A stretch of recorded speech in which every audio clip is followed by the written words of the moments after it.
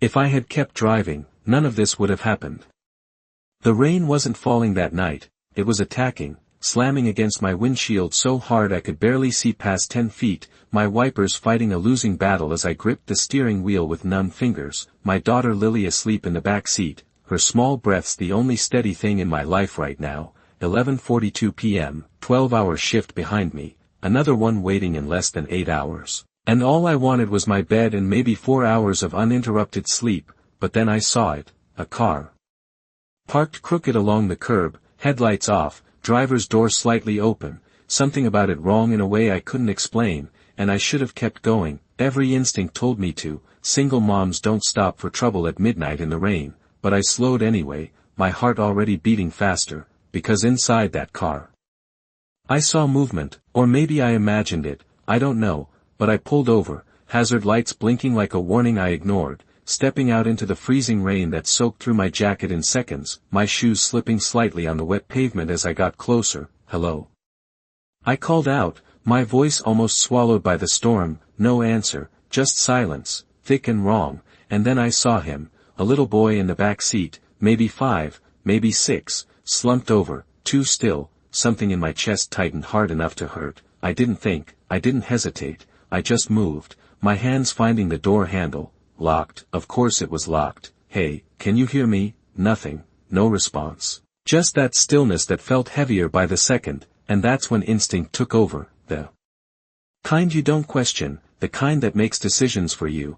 I grabbed a loose piece of metal from the ground and struck the glass, once, twice, the sound sharp against the storm until it gave way, and I reached in, ignoring the sting in my hands, pulling the boy out into the rain, his body light, too light, his skin cold against my arms. Stay with me, I whispered, pressing my ear close, searching for breath, for anything, and then, headlights, bright and sudden, cutting through the darkness, engines, multiple, smooth, controlled, not chaotic like everything else, but precise, deliberate, black SUVs sliding into place around us like they owned the street, doors opening in perfect sync, and men stepping out in dark suits that didn't seem to notice the rain, their presence changing the air, making it heavier, quieter, like the world itself was holding its breath, and then he stepped out last, slower, taller, the kind of man you notice without understanding why, his gaze locking onto me instantly, not confused, not surprised, focused, assessing,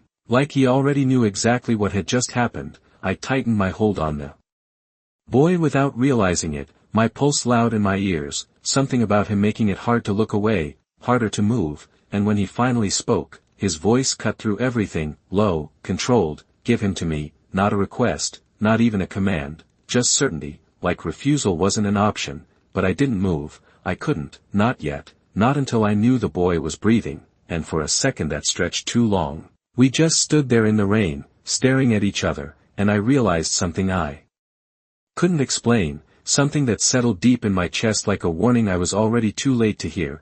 This wasn't just a child I saved, and that man wasn't someone you walk away from. I did not realize I was shaking until he stepped closer and the rain seemed to part around him, not literally but it felt that way, like the storm respected whatever he was, his eyes dropping briefly to the boy in my arms before returning to me, calculating, precise, and something else I could not name. He needs help, I said, my voice steadier than I felt, instinct still louder than fear. He is cold and his breathing is weak. For a fraction of a second I thought he might ignore me, that he might simply take the child and disappear, but then he moved, one step forward, and suddenly there were hands reaching out, not rough, not chaotic, just efficient, controlled, as if they had done this 100 times before. I hesitated, my grip tightening for a heartbeat longer than it should have, and his gaze sharpened just enough to make my chest tighten. Now, he said quietly, not louder, just firmer, and something in me gave way. I let them take the boy, watching as they wrapped him in a dark coat and moved him toward one of the vehicles with a speed that felt practiced, rehearsed, like this was not an emergency to them but a procedure. I took a step back, my hands suddenly empty, cold, stinging where the glass had cut them, the adrenaline fading just enough for reality to start creeping in. This was not my world, these were not my people. I turned, instinctively looking toward my own car, toward the life I understood, toward Lily sleeping in the back seat. But I did not make it more than 2 steps before his voice Found me again, you are not leaving. I froze, not because he raised his voice, but because he did not have to. The certainty in it landed heavier than any shout. I turned slowly, meeting his eyes again. My daughter is in my car, I said, each word deliberate, protective. I need to go. Something flickered across his expression at the word daughter, subtle, almost invisible, but it was there. And for the first time his attention shifted, not away from me, but through me, past me, toward the small sedan behind us. One of his men was already moving, opening the back door carefully, and I felt my pulse spike as if the world had tilted under my feet. Do not touch her, I said immediately, stepping forward before I could stop myself, the words sharper than I intended, and for a moment everything stilled, the rain, the movement, even the men around him paused just slightly, waiting, watching him, not me, him. He lifted a hand, just a small gesture, and the man stopped instantly. Stepping back without question, that was the first time I understood it clearly. This was not just a man with money, this was someone people listened to without hesitation, without doubt. His gaze returned to me, slower this time, more focused, as if he was seeing something new, something he had not expected. You protect what is yours, he said, not a question, just an observation. I swallowed, my heart still racing. Of course I do, I answered, because what else was there to say? His jaw tightened slightly, not in anger, but in recognition, like I had just confirmed something he already suspected, and then, without breaking eye contact, he spoke again, softer this time but somehow heavier. So do I. The words settled between us, not threatening, not gentle, just absolute, and before I could respond, before I could even process what that meant, he took a step closer, closing the distance I had been trying to create, the space shrinking until I could feel the heat from his presence despite the cold rain. You will come with us, he said, and this time it sounded less like an order and more like a decision that had already been made. My breath caught, my mind racing through every reason to refuse, every instinct screaming to take Lily and run, but something deeper, something quieter, held me in place, because I could feel it now, undeniable and unsettling. The moment I broke that window, the moment I pulled that boy out of that car, I had stepped into something I did not understand, and walking away was no longer as simple as getting back into my car and driving home. I should have said no. I should have grabbed Lily and gotten into my car and driven until the city lights disappeared in my rearview mirror, but I did not move, not right away, because something in his voice made refusal feel irrelevant, like the outcome had already been decided and I was just catching up to it. I am not going anywhere, I said finally, forcing the words out, holding his gaze even though every instinct told me to look away, to make myself smaller, safer. My daughter needs to go home. The rain kept falling between us, steady, relentless, but neither of us seemed to notice anymore. His eyes did not leave mine, not even for a second, and for the first time I saw something shift, not anger, not frustration, something closer to consideration, like I had just become a variable he had not planned for. Your daughter will be safe, he said, calm, certain, as if safety was something he could promise without question, without condition. I almost laughed at that, the absurdity of it, a stranger in a storm telling me what was safe,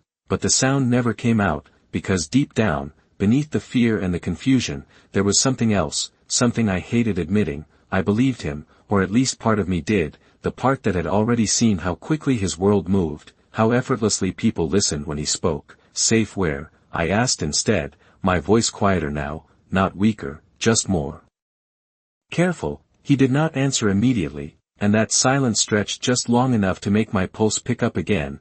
Then he turned his head slightly, speaking to one of the men beside him in a language I did not understand, low and quick, and within seconds everything shifted again. Doors opened, movements aligned, a path forming that led not back to my car, but toward one of the waiting vehicles. I took a step back instinctively, my body reacting before my mind could catch up. No, I said, sharper this time, I am not getting into a car with you. It was the first time I pushed back directly, the first time I drew a line that felt real, and for a moment I thought that might be enough, that maybe he would let it go, that maybe whatever hold this moment had on me would break. But then he looked at me again, really looked, and something in that gaze settled deeper, heavier. You already stepped into my world, he said quietly, not threatening, not even unkind, just stating a fact.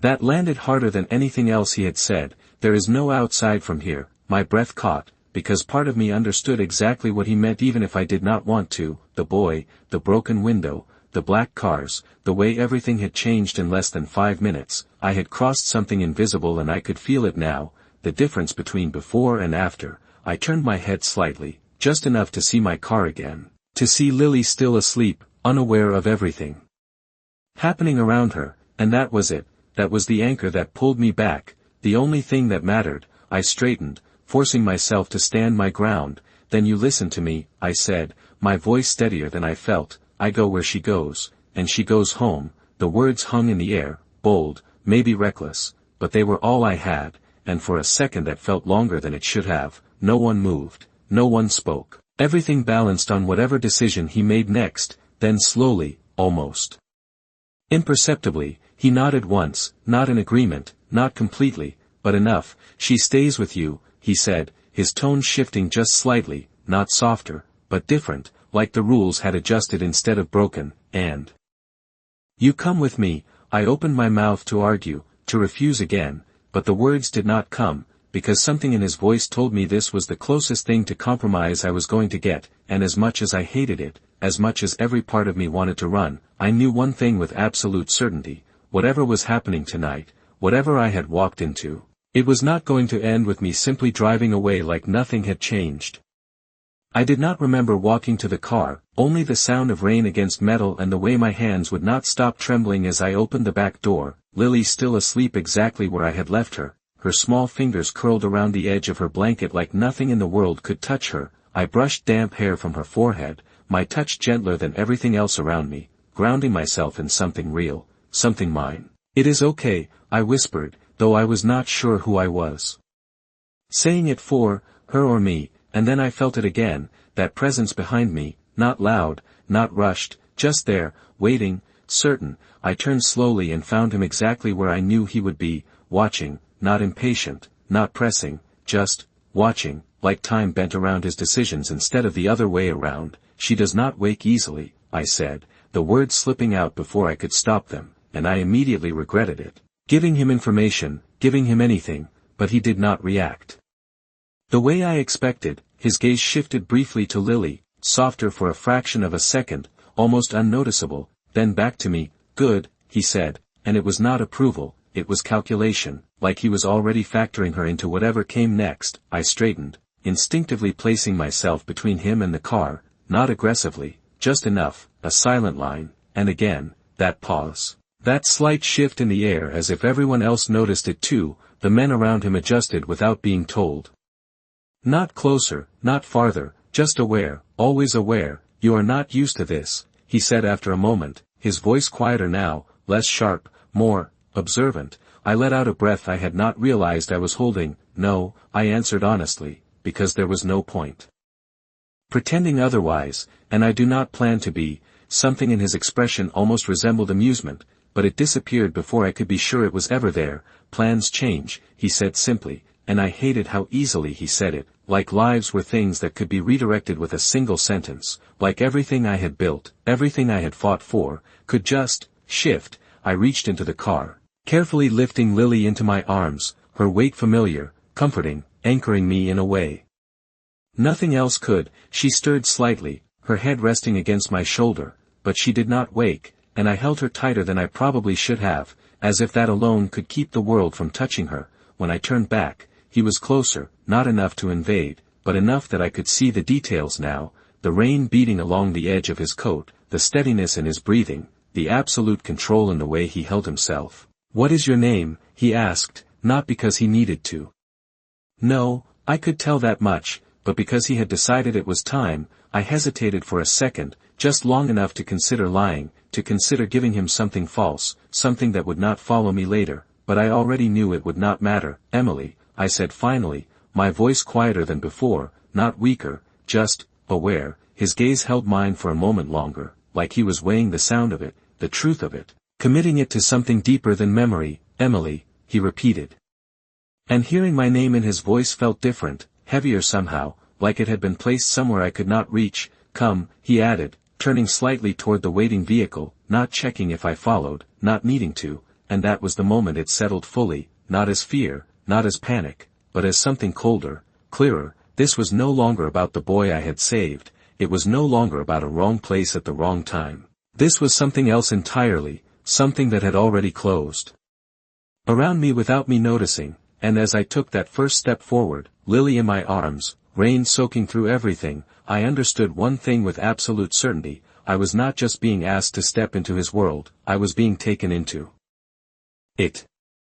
The door closed behind me with a sound that felt too final for something so simple, a soft click that echoed louder in my chest than it should have, and suddenly the rain was gone, replaced by silence so complete it almost felt unreal. I sat there for a second, Lily still in my arms, her small weight rising and falling with each steady breath, the warmth of her grounding me against the cold realization settling in. I was inside one of their cars, surrounded by people who moved like they belonged to a world I had never even imagined stepping into. The interior was dim, clean, controlled, nothing out of place, nothing unnecessary, and across from me, he sat without a word, watching, not openly, not aggressively, just present in a way that made it impossible to forget he was there. I shifted slightly, adjusting Lily so her head rested more comfortably against my shoulder, my fingers brushing over her hair as if that alone could keep everything else away. Where are we going? I asked finally, my voice low but steady, the kind of steady that comes from holding yourself together piece by piece.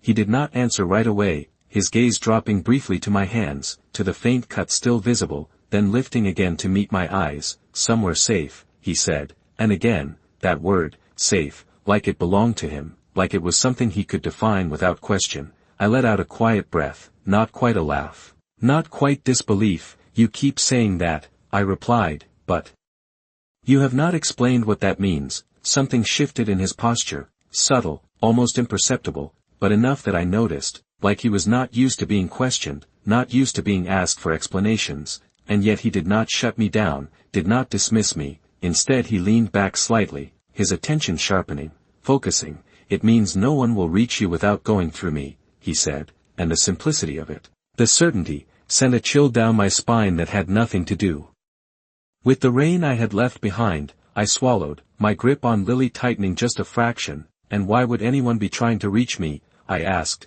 even though part of me already knew the answer, even though part of me had felt it the moment those cars arrived, the moment everything shifted. His eyes held mine for a second longer this time, longer than before, and when he spoke again, his voice was quieter, not softer, but heavier, like the words carried weight I could not yet see. Because you were there, he said simply, and because you matter now.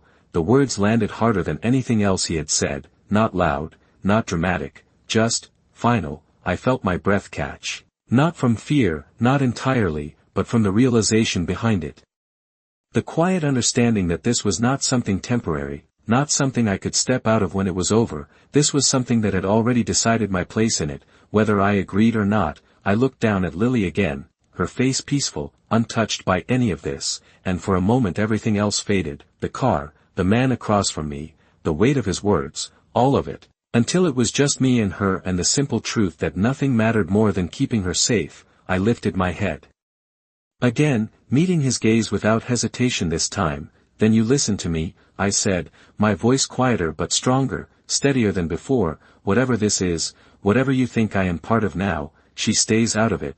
There was no pause this time, no hesitation, just a single, deliberate nod. She stays with you, he said, echoing his earlier words but with something more behind them now, something closer to agreement, something that felt like a line drawn not between us, but around us. And as the car began to move, smooth and silent, carrying us away from everything I knew, I realized something I could not ignore anymore. This was not just about being protected, this was about being claimed, not loudly, not forcefully, but in a way that felt far more dangerous, because it came without resistance, without chaos, just quiet, absolute certainty.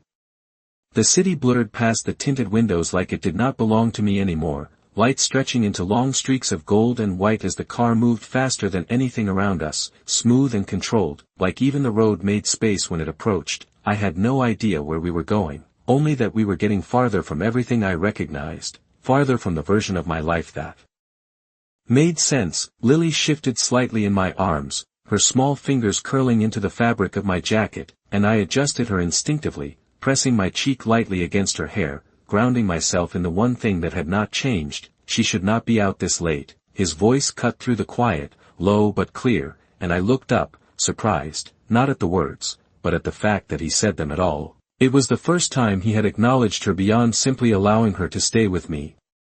Neither should I replied, the edge in my voice softer now, worn down by exhaustion more than fear. He studied me for a moment, not dismissive, not indifferent, just attentive in a way that felt unfamiliar, like he was not used to seeing someone like me in his world. Yet here you are, he said, and something about the way he said it made it feel less like a statement and more like a recognition. I exhaled slowly, my eyes drifting briefly to the window before returning to him, because I stopped, I said quietly, more to myself than to him, because I made a choice I did not understand. Silence followed, not uncomfortable, just heavy with everything unsaid, and for a moment I wondered if that was how his world worked, not through noise or force, but through quiet decisions that carried consequences you could not see until it was too late. The car slowed suddenly, the shift so smooth it almost went unnoticed. And when I looked outside again, the city had changed, the buildings taller, the streets emptier, gated entrances and quiet driveways replacing the chaos I was used to. We turned once, then again, and then the gates appeared, tall, iron, opening before we even reached them as if they had been expecting us all along. My breath caught slightly, not from fear, not exactly, but from the realization of where I was being taken. This was not temporary. This was not a quick stop before being sent home. This was somewhere permanent, somewhere controlled. The car rolled forward, the sound of tires against stone softer now, more deliberate, and when we finally stopped, no one moved right away. The engine idled, the silence stretching just long enough to feel intentional. I shifted Lily again, my arms starting to ache but refusing to loosen, refusing to let anything take her from me. The door opened beside me before I could reach for it, one of his men standing there, waiting, not touching, not rushing, just present, always present. I stepped out carefully, the night air colder here, quieter, the kind of quiet that comes from distance, from being removed from everything else. I turned instinctively, expecting him to already be ahead of me. But he was not. He stepped out last, just like before, his gaze finding me immediately, steady, unhurried, like there was no version of this where I was not exactly where he expected me to be. Inside, he said, not sharply, not forcefully, just guiding the moment forward. I hesitated for half a second, just enough to remind myself I still could, that I still had the choice to resist, to push back. But then Lily stirred again, her breath soft against my neck, and everything else faded. Every question, every doubt, replaced by one simple truth: whatever this place was, whatever he was, I needed to understand it before I could protect her from it. So I stepped forward, crossing the threshold into a world I had never seen before, and as the doors closed behind me, I realized something that settled deep and cold in my chest. This was not just a place you walked into, this was a place that closed around you once you did. The doors closed behind me with a quiet weight that did not echo but settled, like the air itself had shifted, warmer, controlled, untouched by the storm outside, and for a moment I just stood there, Lily in my arms, water still dripping from my jacket onto a floor that looked too clean for it, too perfect, like nothing messy was allowed to exist here. I became aware of every small detail at once, the soft lighting, the silence that was not empty but managed, the way footsteps did not rush but moved with purpose somewhere deeper inside the house. And then I felt it again, that presence behind me, not close enough to touch, but close enough to change the space. She needs rest, he said, his voice lower now, almost blending into the quiet around us. I turned slightly, enough to meet his gaze without shifting Lily, and for the first time since we arrived, something in his expression was different, not softer, but measured, like he was adjusting something internally, recalibrating. I tightened my hold on Lily instinctively. She sleeps best when I am with her, I replied, the words automatic, protective, and again that pause, that almost imperceptible stillness from the others around him, like they were waiting for how he would respond. He did not argue, did not push, instead he nodded once. Deliberate. You will both be taken to a room, he said, not asking, not offering, just stating what would happen next. I hesitated, my instincts flaring again, every warning signal reminding me I was in a place I did not understand. But there was something else too, something quieter, a realization that resisting every step would not get me out of this, not tonight, maybe not at all. so I followed when one of his men gestured forward, keeping just enough distance to remind myself I was choosing to move. Even if the choice felt limited, the hallway stretched longer than I expected, wide, quiet, the kind of quiet that did not come from emptiness but from control, everything in place, everything intentional. I counted my steps without meaning to, each one grounding me as I moved deeper into a place that felt less like a home and more like something designed, structured, precise. The door opened before I reached it, and I stepped inside slowly, my eyes scanning the room without thinking. Bed, chair, window. Exits, always exits. Lily shifted again, her small hand tightening slightly against my jacket, and I moved to the bed carefully, lowering her down with the same care I used every night. Routine, familiar, mine. She sighed softly but did not wake, her breathing steady, and for a second everything else disappeared. It was just me and her, the quiet rhythm of her chest rising and falling, the only thing that felt real. I brushed her hair back gently, my hand lingering for a moment longer than necessary, reminding myself she was here, she was safe. I turned back slowly, already knowing he would still be there, and he was, standing near the doorway, not entering fully, not leaving either,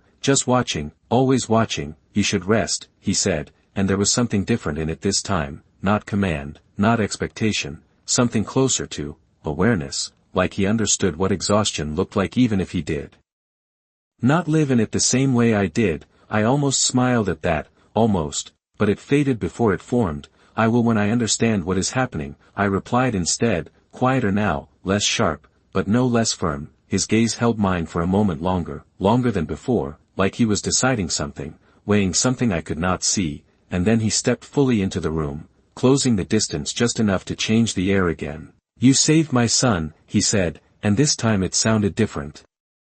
Not like a fact, not like a statement, but like something heavier, something that carried meaning beyond the words themselves. I felt my breath catch slightly, not from fear, not entirely, but from the shift in his tone, in the space between us. And now, he continued, quieter, steadier, everything changes. The words settled around me, not loud, not dramatic, just certain, and for the first time since the rain, since the broken glass, since the moment I stopped my car, I understood something. Clearly, this was not the end of what had started tonight, this was only the beginning. His words did not echo, but they stayed, settling into the silence of the room like something permanent, something that was not meant to be argued with, and for a moment I did not respond. I just stood there, my eyes drifting back to Lily, her small body curled slightly into the unfamiliar bed, her breathing steady, untouched by everything that had shifted around us. I envied that, the simplicity of it, the way she could exist in a moment without caring what came before or what might come next. Nothing changes for her, I said finally, my voice quieter now but anchored, grounded in something I would not let move. Whatever you think this is, whatever you expect from me, she stays out of it. The words came out slower this time, deliberate, not rushed, because this mattered more than anything else in this room. His gaze followed mine briefly to Lily, and for a second there was that same flicker again, that almost imperceptible shift that did not belong to the rest of him. Then it was gone, replaced by that same controlled stillness. She is not part of this, he said, and it was not a dismissal, not a way to end the conversation. It was an acknowledgement, a boundary stated as clearly as mine had been, and something in me eased just slightly, not enough to relax, not enough to trust, but enough to breathe. I let out a slow breath, my shoulders lowering just a fraction, and then I looked back at him fully, no hesitation this time, no instinct to look away. Then explain it, I said, the exhaustion in my voice more visible now, less hidden behind control. Explain why I am here, why I cannot leave, why you think any of this is something I would accept. The questions hung between us, heavier than before, because now they were not just reactions, they were demands, and for the first time since I had met him, he did not answer immediately, his silence stretching longer than it had before, not empty, but deliberate, like he was choosing how much to reveal, how much to hold back, and that alone told me more than any words could have. Finally, he stepped further into the room, not closing the distance entirely, but enough to shift the space again, to make it clear this was not a conversation he intended to avoid. The boy you pulled from that car, he said slowly, his voice lower, more measured, is my son. The words landed quietly, but their weight was undeniable. I felt something tighten in my chest, not surprise exactly, because part of me had already known, had already sensed it in the way everything had unfolded, but hearing it spoken made it real in a way nothing else had, and tonight, he continued, his gaze steady, unwavering. He was not meant to be found. I frowned slightly, confusion cutting through the exhaustion. What does that mean? I asked, and this time there was no hesitation, no pause, just a simple answer that carried more meaning than it explained. It means you changed something that was already in motion, he said, and the way he said it, calm, controlled, like he was describing something inevitable rather than accidental, made a chill run through me that had nothing to do with the cold I had left behind. I shook my head slightly, trying to process it, trying to understand what he was actually telling me. I just stopped, I said, the words sounding smaller now, almost insignificant against the weight of his. I saw a child who needed help and I stopped. His gaze softened just slightly at that, not in sympathy, not in agreement, but in recognition, like he understood the simplicity of it even if his world did not operate that way. And that is exactly why you are here, he replied, and there was something final in it, something that closed the space between question and answer. I stared at him for a second longer, trying to find something to push against, something to reject, but there was nothing to hold on to. Just the quiet certainty in his voice, the steady presence that did not demand belief but made doubt feel irrelevant. And as the silence settled again, heavier than before, I realized something that made my chest tighten in a way I could not ignore. This was not about what I had done, it was about what that action meant to him, to his world, and for the first time since all of this began, I understood that the choice I had made in the rain was no longer mine to define.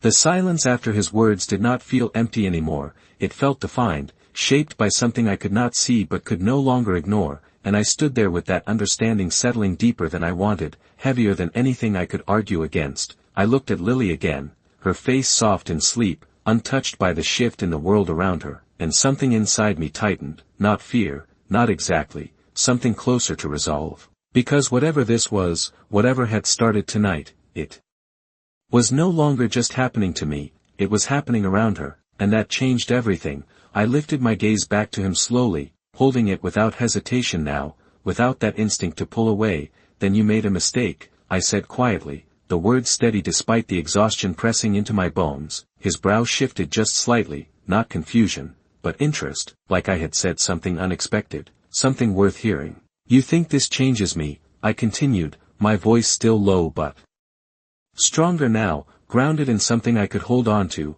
You think because I was there, because I stopped, that I become part of whatever this is. I shook my head once, not dramatic, just certain. I do not. The room held still again, not tense, not volatile, just waiting, always waiting for how he would respond. And for the first time, I saw it clearly, the difference between us. He did not react, he did not push, he did not correct me, he simply watched, like my refusal was not something to break, but something to understand. You already did, he said finally, his voice quieter than before, but heavier, more certain, and there it was again. That calm certainty that made everything feel less like a conversation and more like something already decided. I let out a slow breath, my eyes drifting for a second, just long enough to gather myself before meeting his again. No, I replied, softer now, not weaker, just clearer. I chose to help a child. I gestured lightly toward the door, toward the world outside this room.